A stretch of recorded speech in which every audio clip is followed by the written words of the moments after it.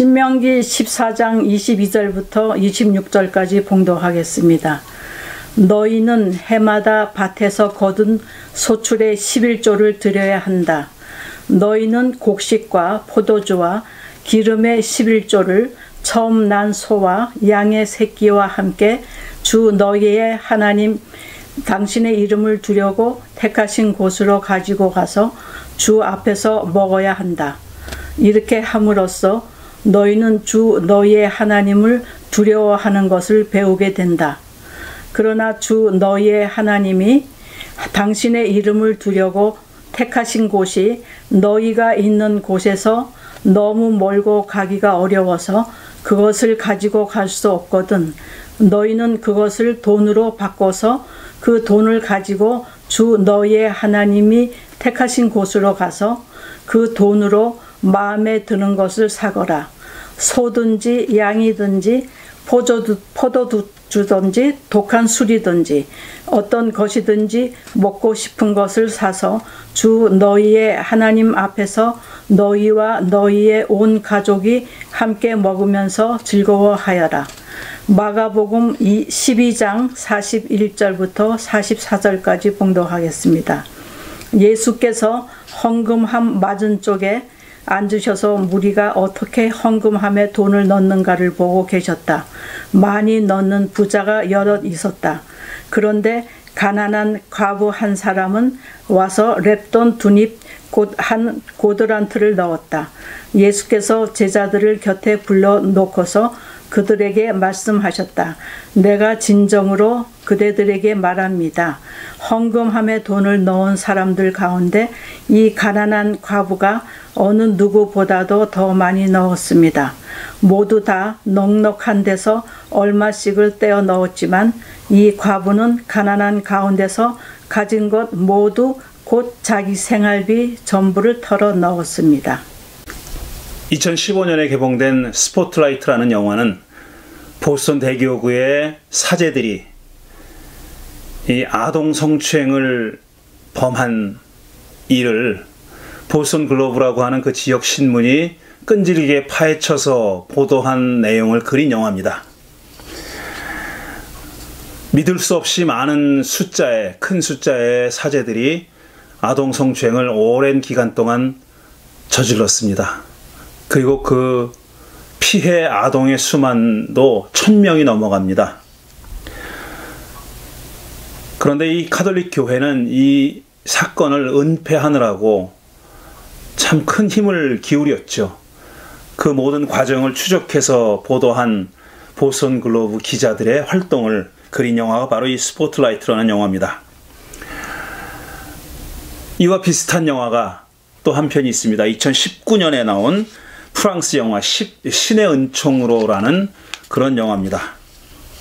이 신의 은총으로는 지금은 40대의 가장이 된 한 남성이 자녀를 다섯을 둔 행복한 가정의 가장인 남성이 사실 어렸을 때 카톨릭 교회에서 갔던 캠핑에서 신부로부터 성폭행을 당했습니다.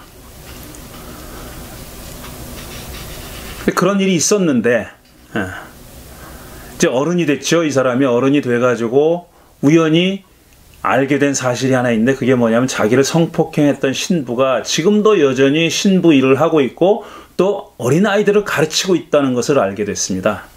그래서 교구에 가서 그 일을 신고하죠. 그 사람이 그런 일을 했던 사람이다 라고. 근데 그 교구에서는 이걸 어떻게든지 그냥 좀 큰 소리 나지 않게 무마하려고 애를 씁니다. 겉으로는 굉장히 이 피해 당한 지금은 어른이 됐지만 그 사람의 편을 드는 것처럼 하지만 사실은 그 나쁜 파장을 최소화하려고 어떻게든지 감추려고 큰 소리 나지 않게 하려고 애를 쓰는 그런 영화입니다.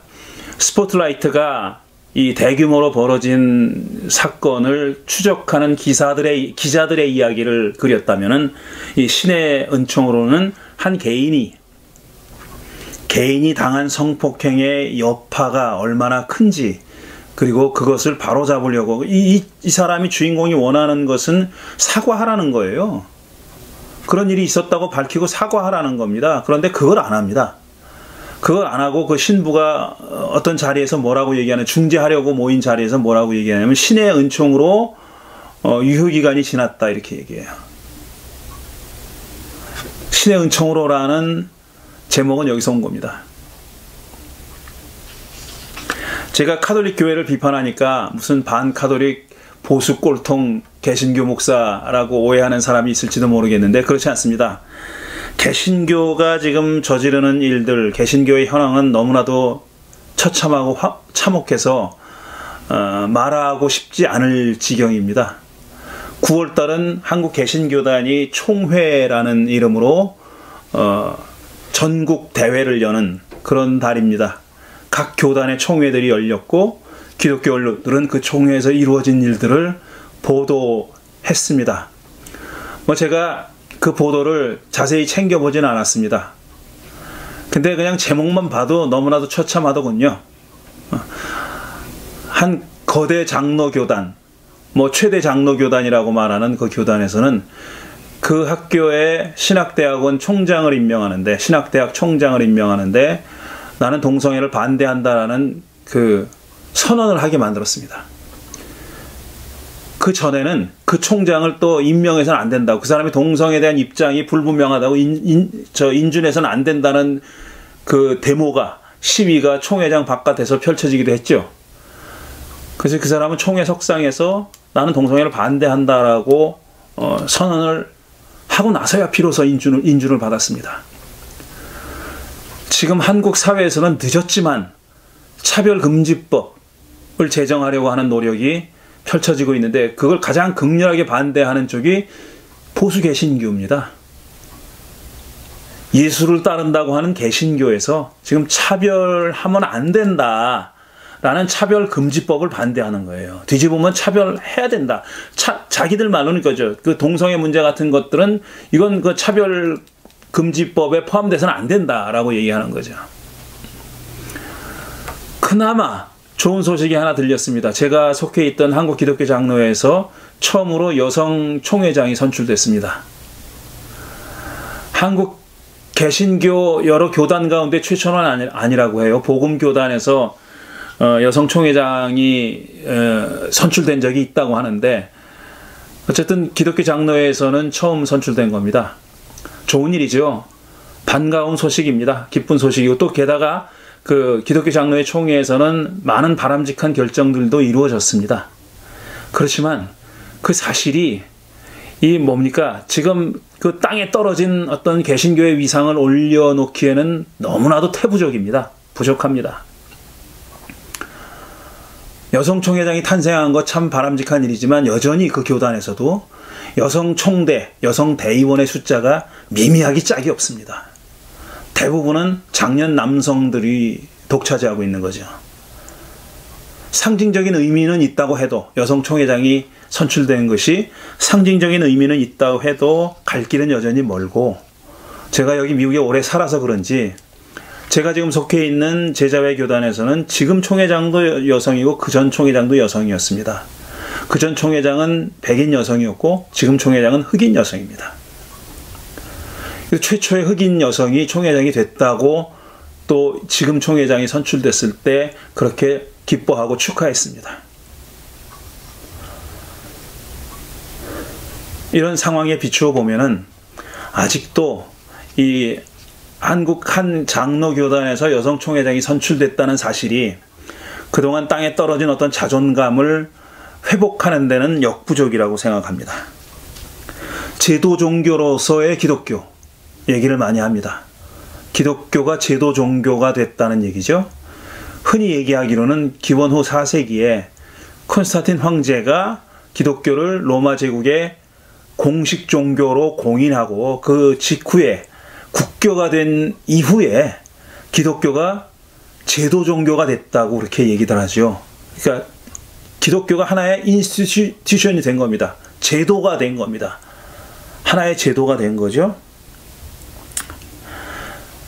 풀뿌리 예수운동으로 가난한 갈릴리 사람들의 소수의 갈릴리 사람들에 의해서 시작된 예수께서 그들과 함께 하면서 벌이셨던 하나님 나라 운동이 지금 한 300년 지난 다음에 로마 제국의 그 당시에 최고 권력을 누리고 있던, 최고의 부와 권력을 누리고 있던 로마 제국의 국교가 됐다는 사실은 정말 상전벽해라고 말할 수밖에 없는 엄청난 변화입니다. 엄청난 변화입니다. 그런데 이 제도화된 것이, 기독교가 제도화된 것이 이때가 처음이라고 생각하면 그건 커다란 오해입니다. 그리스도교의 제도화는, 아니, 그리스도교의 뿌리가 되는 야훼 종교에, 제가 이제 뭐라고 말할 적당한 말이 없어서 야훼 종교라는 말을 썼는데 사실은 야훼 운동입니다. 야훼 신을 중심에 두고 야훼 신이 원하는, 야훼 신이 당신의 백성들에게 내려준 계명을 지키는, 그거를 준수하는 그런 운동을 벌였던 공동체가 야훼 공동체입니다. 그 출발은 에집트에서 노예 생활하던 히브리 노예들이었죠. 그 노예들에게 야훼 신은 모세라는 사람을 보내서 그들을 해방시켜 줍니다. 그 해방을 축하하는 절기가 유월절입니다. Passover Festival, 유월절입니다. 야훼가 에집트에 10가지 재앙을 내리죠. 마지막 재앙이 이집트의 모든 장자들을 죽이는 재앙이죠. 그런데 이스라엘 사람들도, 히브리 사람들도 죽을까봐 히브리 사람들은 자기 집 문설주에 양의 피를 바르라고 했죠. 그러면 죽음의 신이 그 집은 건너뛴다, 스킵하고 지나간다. 그래서 6월절입니다. Passover, 6월절이에요. 그걸 그러니까 기념하는 절기니까 해방절이죠. 그렇게 해서 40년 동안, 이제 해방돼서 40년 동안 광야 생활을 하다가 약속의 땅 가나안에 정착해서 12지파가 공평하게 땅을 나눕니다. 그때 땅을 분배받지 않은 한 지파가 있었으니 그게 레위 지파입니다. 레위 지파는 제사장이 나오는 지파입니다. 제사장은 레위 지파에서만 나오게 돼 있습니다. 모든 레위 사람이 제사장이 되는 건 아닌데 레위 지파 사람들은 제사에 관련된 일을 하죠. 제사장이 다 되는 건 아니지만 제사에 관련된 그런 직무를 맡은 사람들을 레위 지파고, 그 사람들에게만은 유독 땅을 분배하지 않습니다. 그리고 레위 지파 사람들은 나머지 11지파에 흩어져 살면서 제사를 주관하고, 그 다음에 하나님의 계명을 가르치고, 그러니까 이념 교육을 하는, 요즘 말로 하면 의식화 교육을 하는 그런 담당자들이 바로 레위 지파 사람들입니다. 그리고 제사가 그런 교육이 이루어지는 그런 장이었습니다. 그리고 그들이 활동하는, 제사장과 레위 사람들이 활동하는 성소들이, sanctuary들이 지파에 여러 곳에 있었습니다. 한 지파에도 몇 곳이 있었어요. 여러 곳이 있었어요. 그리고 그 제사장과 레위 지파 사람들은 그 성소에서 자기의 일을 했습니다. 어떻게 먹고 살았느냐면은 그 지파에서 10분의 1씩 걷어서 각 지파에 흩어져 있는 레위 사람들을 먹여 살린 겁니다. 그러니까 11조는, 고대 이스라엘에서 11조는 레위 지파 사람들의 생계비였던 겁니다. 왜냐? 그들은 땅을 분배받지 못했고 생계가 막막했으니까 지파 사람들이 10분의 1씩 걷어서 그들을 먹여 살린 겁니다. 그리고 그 레위 지파 사람들은 그 일을 한 겁니다. 제사를 주관하고 의식화 교육을 하는 그런 일을 담당했던 것이죠. 그러다가 한 200여 년이 지나서 다윗 솔로몬 시대에 예루살렘에 성전을 짓습니다. 이건 의미가 다른 거예요. 각 지역에 있던 성소들과 다른 겁니다. 이 성전은 다윗 왕조의 성전입니다. 다윗 왕조의 성전이에요. 그래서 예루살렘 다윗 도성이라고 하는 다윗 개인 소유의 땅에다가 그 성전을 짓습니다. 다윗이 지려다가 실패했고 솔로몬이 그 뜻을 이어서 짓죠. 그리고 나서 거기서 그 성전을 봉헌할 때 엄청난, 진짜 그런 있음직하지 않은 숫자의 제물을 바칩니다. 뭐 10,000마리가 넘어가는 소와 양을 바쳤다, 뭐 이런 얘기가 나오죠. 열왕기에 나옵니다. 그러니까 그게 뭡니까? 그 재화가 글로 집중됐다는 거예요. 그 당시의 사람들이 뭐 10,000마리의 소와 뭐 10,000마리 이상 되는 소와 이런 게 그게 보통 일이 아니지 않습니까? 그런 수많은 제물을 바쳤다는 얘기는 그렇게 예루살렘 성전이 재화가 모이는 곳이다, 이런 곳이죠. 물질이 모이는 것, 재산이 모이는 곳이었다라는 얘기입니다. 그런데 이때만 해도 예루살렘에 커다란 성전이 있지만 각 지역에 있던 성소들이 그대로 존재했습니다. 여전히 있었어요. 그 성소들이 있었고, 그걸 구약 성서는 뭐라고 부르냐? 산당이라고 부릅니다. 바마, 바못라고 불러요. 단수 복수입니다. 바마, 바못. 이 산당이에요. 산당은 뭐냐면 거기서 야훼 제사를 드리던 곳이에요. 그러니까 사사시대 때부터 야훼 제사를 드리던 산당입니다. 거기에 제사장이 있었고 레위 사람이 그런 그 제사를 주관하고 있었다는 겁니다. 예루살렘에 솔로몬이 커다란 성전을 졌을 때 각 지역의 산당들이 여전히 존재하고 있었어요. 그런데 기원전 7세기에 들어서서 7세기 말엽에 가가지고 요시야라는 왕이 종교개혁을 일으켰을 때 그 산당들을 다 없애버립니다. 그리고 거기서 제사 행위를 하던 제사장들과 레위 사람들을 다 쫓아냅니다. 일부는 죽이기도 하고 쫓아내기도 하고 일부는 또 예루살렘 성전으로 흡수합니다. 그러니까 산당들이 다 없어진 거예요. 그리고 모든 제사는 예루살렘으로 집중해서 예루살렘에서만 드려라.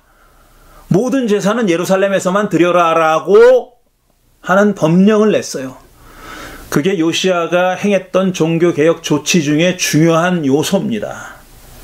그렇게 하니까 어떻게 되겠습니까? 일단 수많은 그 산당에서 일하던 지방 성소에서 일하던 제사장과 레위 사람들이 잡을 잃었죠. 그 사람들은 어떻게 먹고 사나요? 이제 거기서 드렸던 제물과 11조로 먹고 살았는데 그 사람들이 다 생계 수단을 잃어버린 거예요. 그리고 그 중에 소수의 사람들만 요시야는 예루살렘 성전으로 흡수했어요. 그리고 모든 제사를 예루살렘에서 드리라고 하니까 이제 모든 제물이 다 예루살렘으로 모여드는 거죠. 그러니까 예루살렘 성전은 이 제물이 모여드는, 재화가 모여드는, 재산이 모여드는 중심지가 된 겁니다.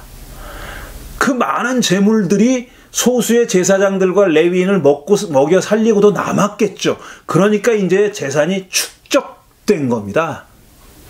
그리고 11조가 이제는 레위인들을 먹여 살리는 일종의 세금이 아니라 성전 세금이 됐어요. 성전 세금 성격으로 바뀌었죠. 오늘 읽은 이 신명기 14장은 그와 관련된 얘기입니다. 지금 신명기 14장이 얘기하는 내용이 뭐냐면 제가 일부만 읽어드릴게요. 이제 제사는 예루살렘에 와서 예루살렘 성전에서만 드리라고 하는 겁니다.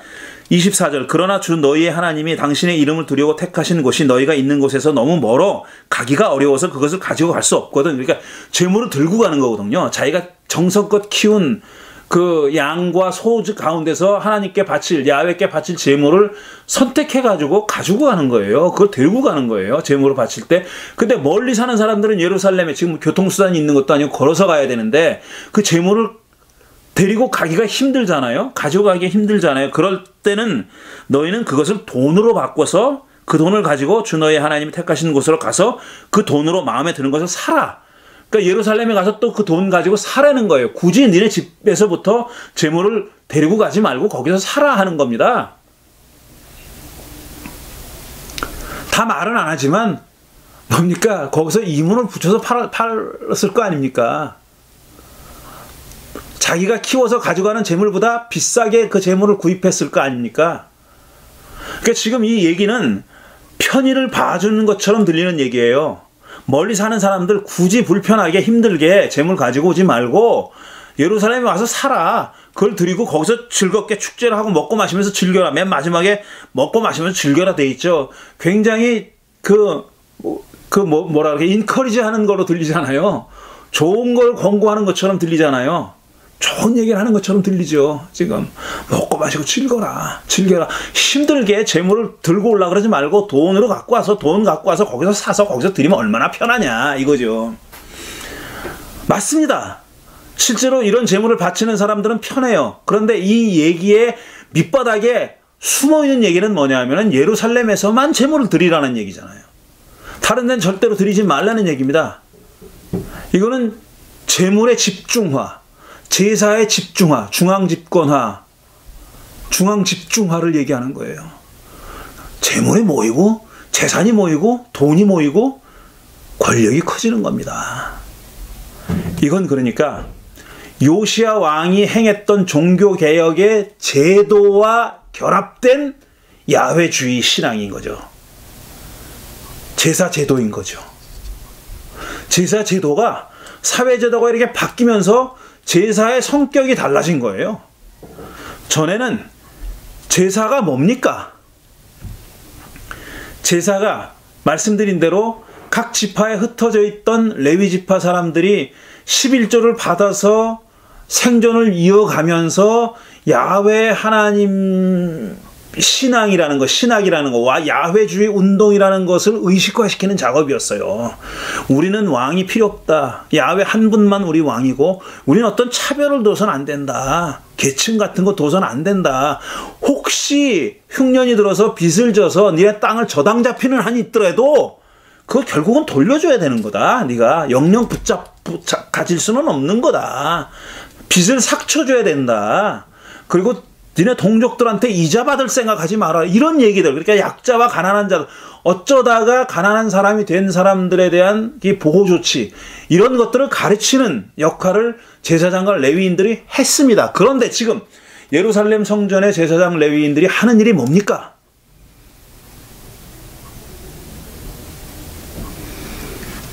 자기들에게로 몰려드는 재물을 관리하는 일, 그리고 그것을 왕실과 결탁해서 왕실과 손을 잡고, 좋게 말하면 손을 잡고 MOU를 체결해서 그 시스템을 유지하는 거죠. 이 제도를 유지하는 거죠. 그러니까 요시야 왕이 행했던 종교개혁에는 이런 어두운 그림자가 있는 겁니다.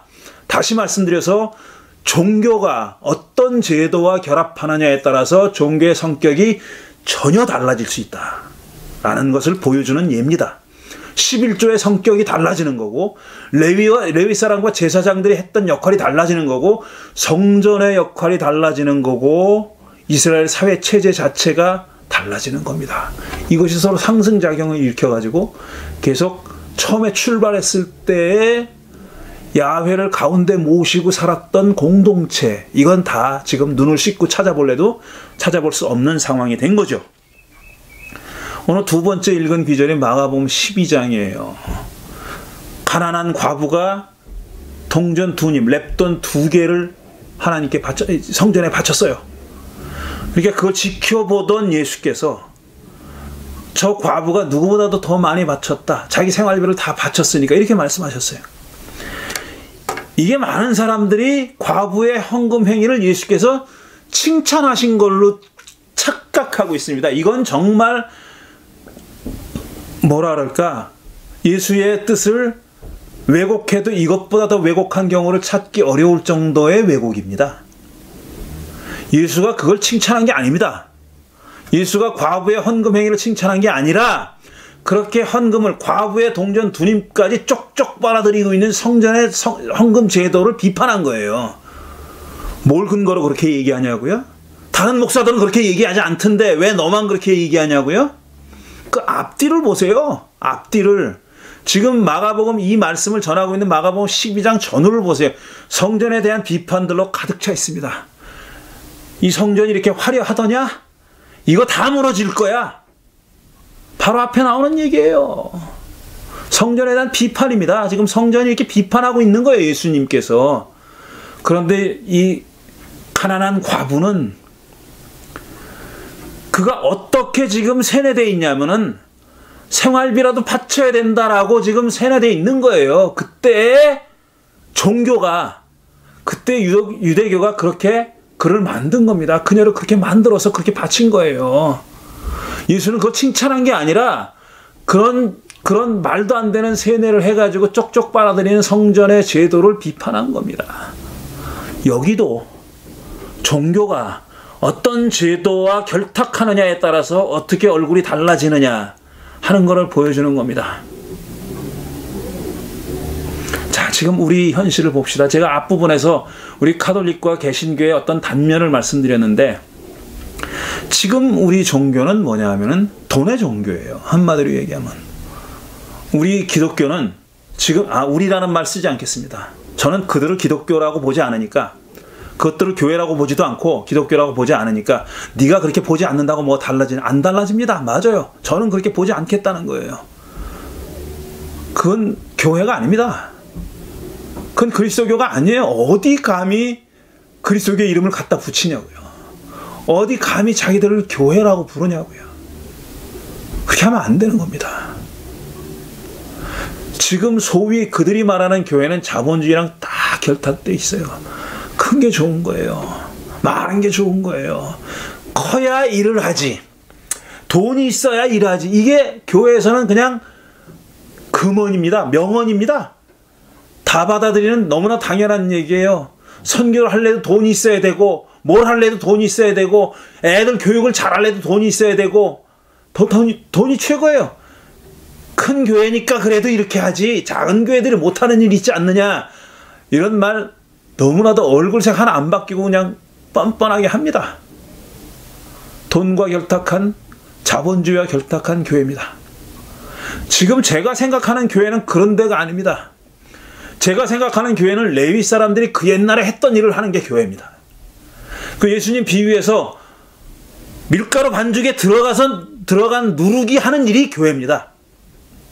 보이지 않아요? 드러나지 않아요? 가진 것도 없어요. 그러나 사회에 스며들어가서 예수의 정신을, 하나님의 나라의 정신을 실천하는, 그래서 조금이라도 그 사회를 밝게 하고 바꾸는 일을 하는 게 교회입니다. 이거 돈이 필요한 일이 아니에요. 건물이 필요한 일도 아니에요. 드러내놓고 선견이 뭐니 할 필요도 없는 거예요. 그게 그리스도인의 삶 자체이기 때문에 뭐 이름 붙일 필요도 없어요. 다른 어떤 이름 붙일 필요가 없습니다. 우리가 지금 이 사회 제도를 바꿀 수 있느냐? 못합니다. 절대로 못해요. 그 꿈도 꾸지 마세요. 못합니다. 우리가 할 수 있는 최대치는 뭐냐면 거기서 떨어져 나오는 거예요. 그것과 무관한 삶을 사는 거예요. 그거 따라가지 않는 거예요. 그게 우리가 할 수 있는 맥시멈 최대치라고 생각합니다. 저는 그래서 대면이 됐던 비대면이 됐던 우리가 모여서 예배하는 건 뭐냐면은 우리가 한 주일 동안 그렇게 나가서 그렇게 사는데 그걸 되새기는 거예요. 레위 사람들이 성소에서, 각자의 성소에서 제의를 드리면서, 야훼 하나님께 제사를 드리면서, 그 다음에 토라를 읽으면서 사람들을 의식화 교육했듯이 우리는 교회에 모여서 예배를 드리면서 그 안에서 다짐하는 겁니다. 우리 또 새롭게 한 주간의 삶을 살면서 그렇게 살겠습니다. 우리가 당신의 제자로 살겠습니다. 당신의 백성으로 살겠습니다. 다시 한번 다짐하고 결심하고 흐트러졌던 마음을, 약해졌던 마음을 서로가 서로에게 힘이 되어줌으로써 격려하고 기도하고 위로하고 이렇게 세워주는 그런 일을 예배에 모여서 하면 됩니다. 교회가 뭘 가질 필요가 없어요. 뭘 이렇게 할 필요가 없어요. 우리가 지금 이 사회에서 하는 모든 일들은, 많은 일들은 우리가 속해 있는 제도의 영향을 받습니다. 그렇게 할 필요 없다는 거예요.